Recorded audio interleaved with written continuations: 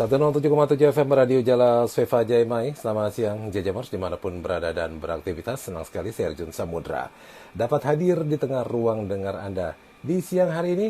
Seperti biasa, edisi spesial wawancara bersama dengan narasumber kita yang kami kemas di program Sailor News 20 Mei 2024. Dan Jajamers, di hari ini kita akan berbincang-bincang seputar dari salah satu kegiatan yang dilaksanakan oleh Satuan Kerja yang berada di kawasan Mabesal, di lantai 5 tepatnya, adalah Dinas Hukum TNI Angkatan Laut. Dan di siang hari ini kita akan membahas tentang penegakan hukum dalam kasus-kasus pelanggaran di laut.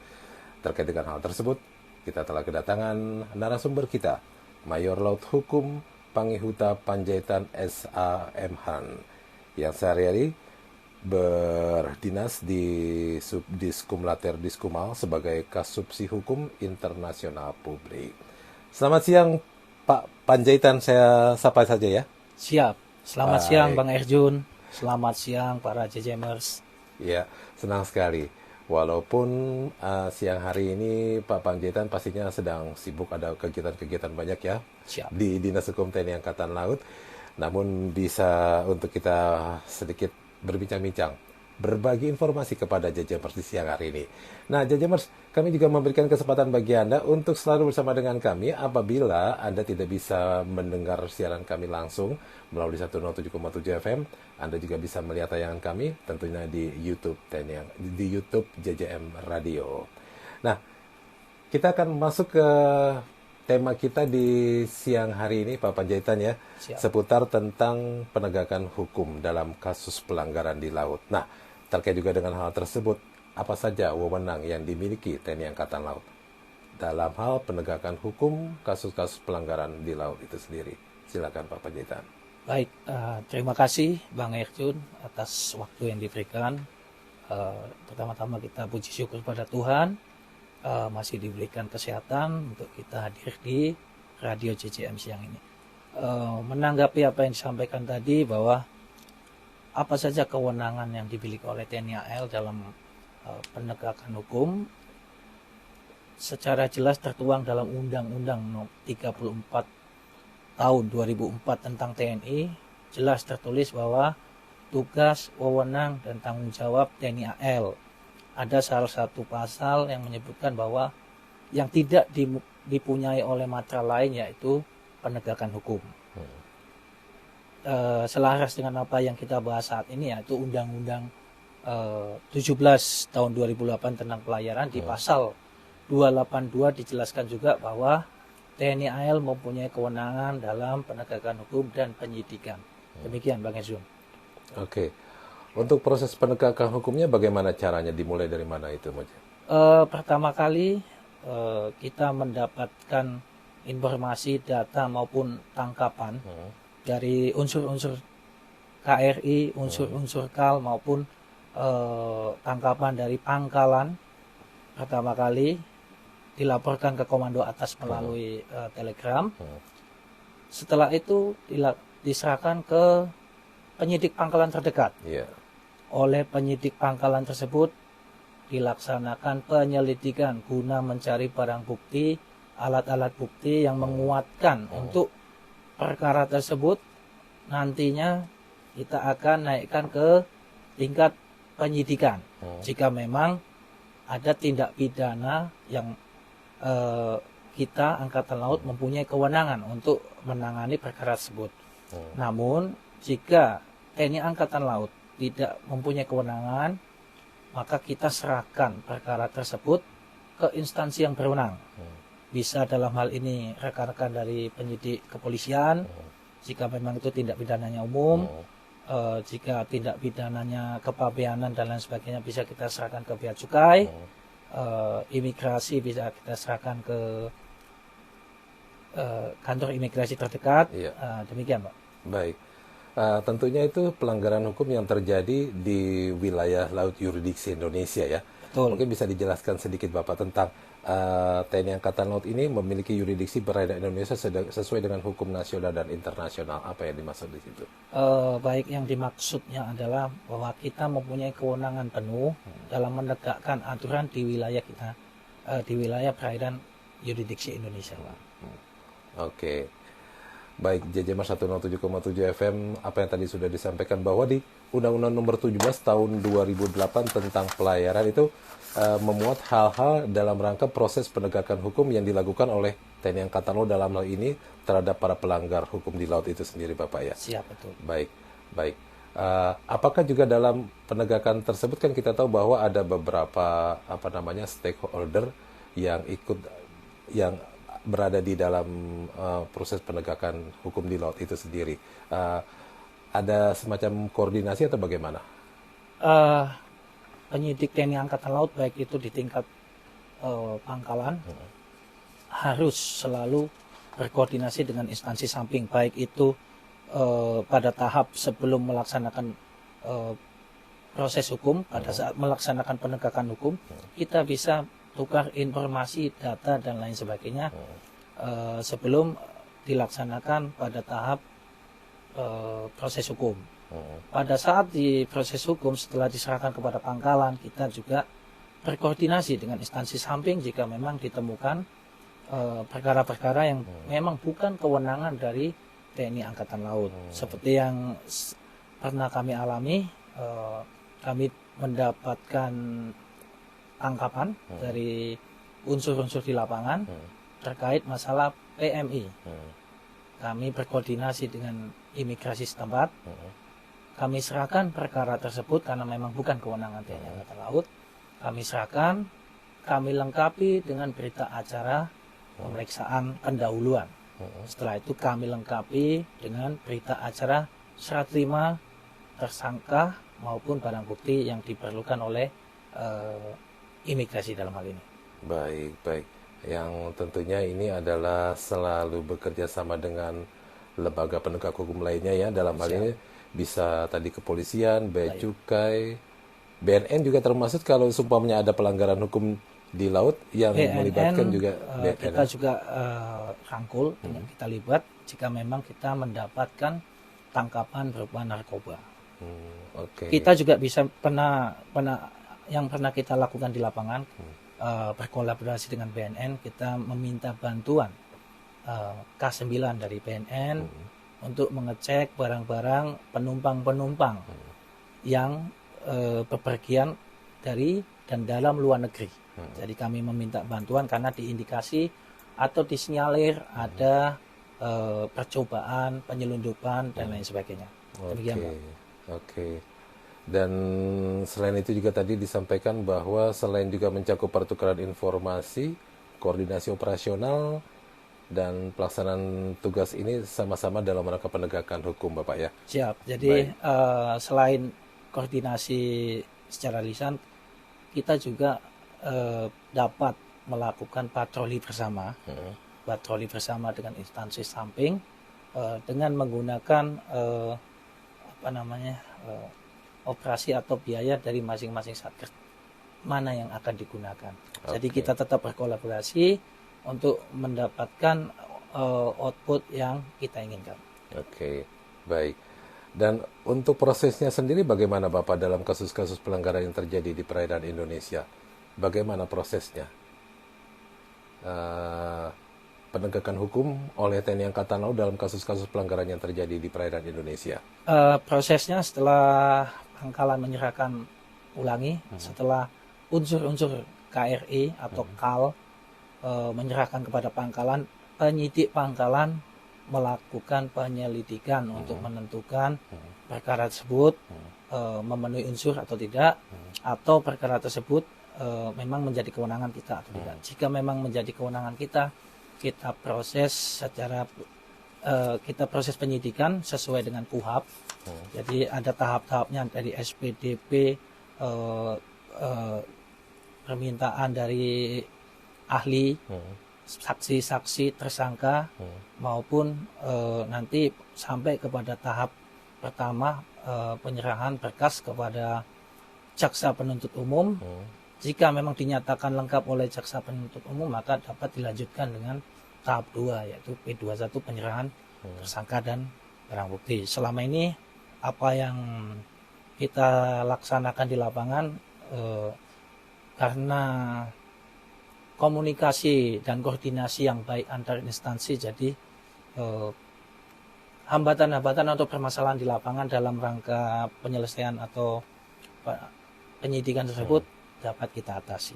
Oke, dan ini memang pastinya selain juga melaksanakan kerjasama dalam hal tadi pertukaran informasi, data, dan juga kerjasama yang lainnya, yang tentunya ini dalam rangka satu tujuan adalah penegakan pelanggaran hukum di laut. Baik, JJ 107,7 FM Radio Jala Seva Jaimai, masih Erjun Samudra, dan juga narasumber kita di sini ada Mayor Panjaitan yang sudah hadir bersama dengan kita di sini, dan masih dari Dinas Hukum TNI Angkatan Laut terkait juga dengan penegakan hukum dalam kasus-kasus pelanggaran di laut.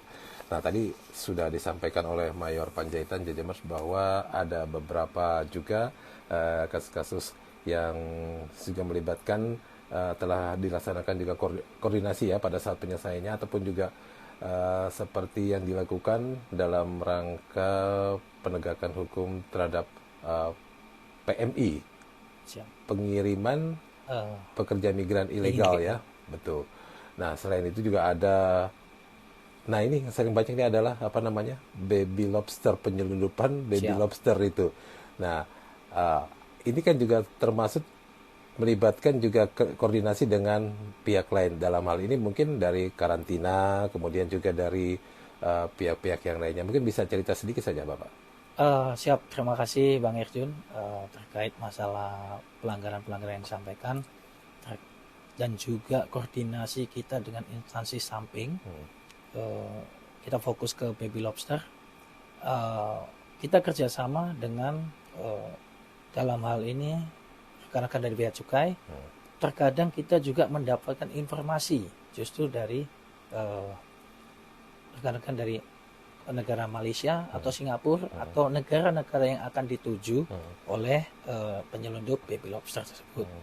Jadi berbagai upaya kita lakukan untuk mencegah, menyekat maupun menegakkan hukum terkait pelanggaran tersebut.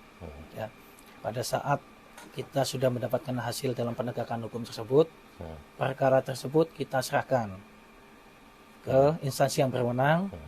Untuk barang buktinya baby lobster tersebut kita lepas liarkan dengan dibuatkan berita acara. Ya. Siap. Baik.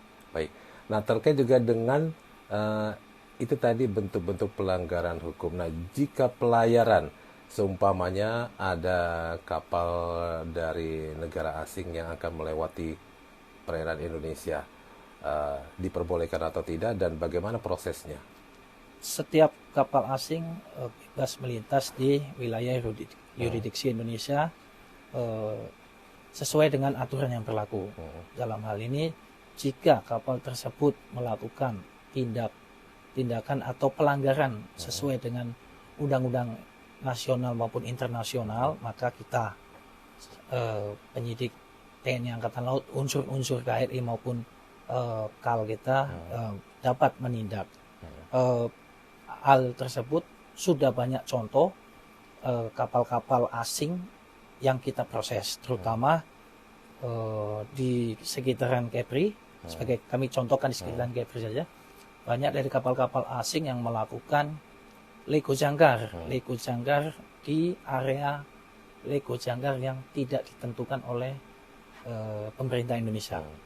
Kenapa hal ini penting, Bang Erjun? Karena pada saat dia lego jangkar di area lego jangkar yang sudah ditentukan pemerintah, maka akan ada pajak yang masuk.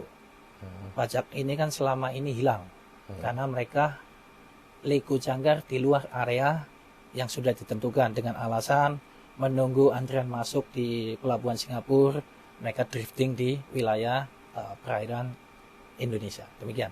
Oke. Dan jika bertanya tentang apakah TNI Angkatan Laut memiliki kewenangan untuk menangani tindak pidana pelayaran di luar wilayah yurisdiksinya? Kalau tadi kan di wilayah yurisdiksinya, bagaimana pandangan Bapak?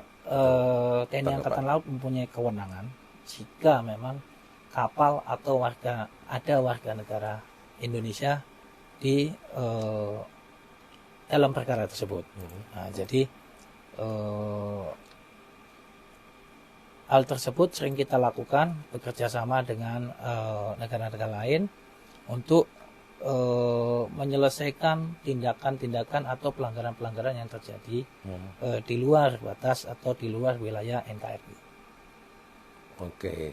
Dan kalau untuk bentuk kerjasama antara TNI Angkatan Laut dengan lembaga penegak hukum lainnya dalam penanganan kasus-kasus pelanggaran terutama di tindak pidana pelayaran apa saja Bapak? Kita banyak mengadakan kerjasama baik itu dengan penyidik lain, kepolisian, bea cukai. Jika memang dalam istilah kata belajar, kita sharing terkait masalah bagaimana teknik penyidikan dengan penyidik Polri, dengan penyidik bea cukai, dengan penyidik lain. Kita sharing informasi, sharing data, serta memberikan dukungan baik itu informasi, data dan lain sebagainya. Oke. Salah satu juga yang sering dilakukan oleh Dinas Hukum TNI Angkatan Laut adalah melaksanakan BINTEK TPPA, tindak pidana pelayaran ya, atau yang hubungannya dengan tindak pidana di laut ya. Nah, ini mungkin jadi salah satu juga peningkatan daripada kemampuan personil atau prajurit prajurit TNI Angkatan Laut dalam rangka meningkatkan pengetahuan untuk bagaimana penegakan hukum di laut itu sendiri. Nah, jadi kalau berbicara tentang ini ada salah satu Undang-Undang Nomor 6 Tahun 2003 tentang sanksi pidana menjadi sanksi administrasi. Ciri khusus bahwa sanksi dalam ketentuan pidana berubah menjadi sanksi administrasi dengan berlakunya undang-undang tersebut. Mungkin bisa dijelaskan tentang ini, masih hubungannya dengan pelayaran. Silakan Pak Panjaitan. Terima kasih Bang Edwin. Kami sampaikan tadi untuk yang pertama memang Dinas Hukum TNI Angkatan Laut dalam Indonesia mengadakan BIMTEK dalam rangka peningkatan kemampuan, baik itu BIMTEK tindak pidana tertentu di laut. Untuk minggu depan kita ada BIMTEK penyidik mobile yang pesertanya adalah para perwira penyidik TNI Angkatan Laut untuk mengetahui bagaimana teknik penyidikan saat ini, bagaimana undang-undang yang terupdate atau aturan-aturan yang terupdate saat ini. Oke.